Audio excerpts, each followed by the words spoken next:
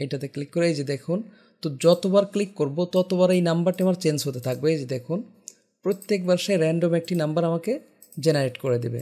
তো যতবার আমরা রিলোড দিব ততবারই আমাদের এখানে র্যান্ডমলি নাম্বার আসবে, তবে সেটা 10 থেকে শুরু করে 100, 10-এর নিচে বা 100-এর উপরে আমাদের কখনোই যাবে না। আসসালামু আলাইকুম ডিয়ার ভিউয়ার, সফটওয়্যার ইউটিউব চ্যানেলে আপনাকে স্বাগতম। এই ভিডিওতে আমরা পিএইচপি এর র্যান্ডম ফাংশন দেখব। পূর্বের ভিডিওতে আমরা পিএইচপি এর হ্যাশ ফাংশনগুলো দেখিয়েছি।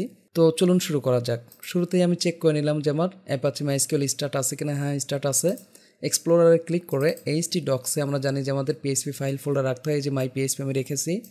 তো অলরেডি ফোল্ডারটি আমার সাবলাইম টেক্সটে লোড করা আছে। এখানে আমি তাহলে একটি ফাইল তৈরি করি, নাম দিলাম PHP random built-in function .php control s ওকে php।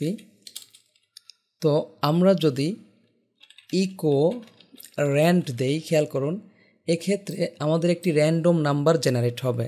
এটা কম্পিউটার তার মতো করে দেবে, এখানে আমাদের কোনো হস্তক্ষেপ থাকবে না। খেয়াল করুন, আমি এটা যদি রান করি, লোকাল হোস্ট,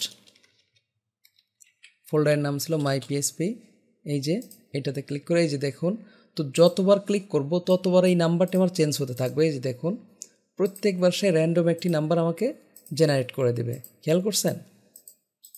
এখন আমরা যদি চাই, এটাকে আমি কমেন্ট করে রাখি, আমরা যদি চাই যে আমাদের মতো আমাদের কিছু পছন্দ নাম্বার থেকে এটা র্যান্ডমলি সিলেক্ট করব, যেমন ইকো আমি বললাম র্যান্ড, জাস্ট এখানে বললাম 10 to 100, আমরা কি বললাম, মিনিমাম বললাম 10 আর ম্যাক্সিমাম 100, এর ভিতর থেকে আমাকে একটি সংখ্যা দিই।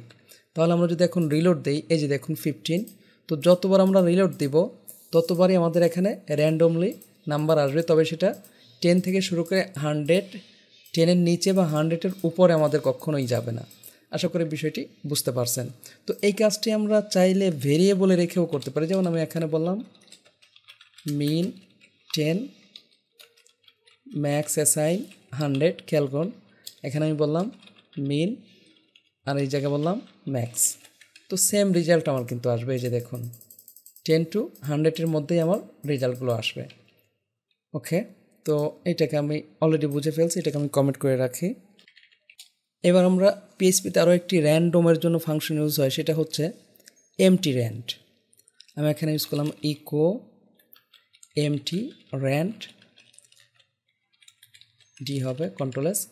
এই যে দেখুন, এটাও র্যান্ডমের মতোই, অর্থাৎ র্যান্ড ফাংশনের মতো করেই আমাকে বেশ কিছু সংখ্যা দিবে, যেটা কম্পিউটারের মতো করে দিবে। ওকে, এখন এখানেও আমরা চাইলে মিনিমাম বা ম্যাক্সিমাম আমরা বলে দিতে পারি। তাহলে এখন কি হবে, 10 থেকে 100-এর মধ্যে আমাদের সংখ্যাটি সে দিবে। এই যে দেখুন, খেয়াল করছেন?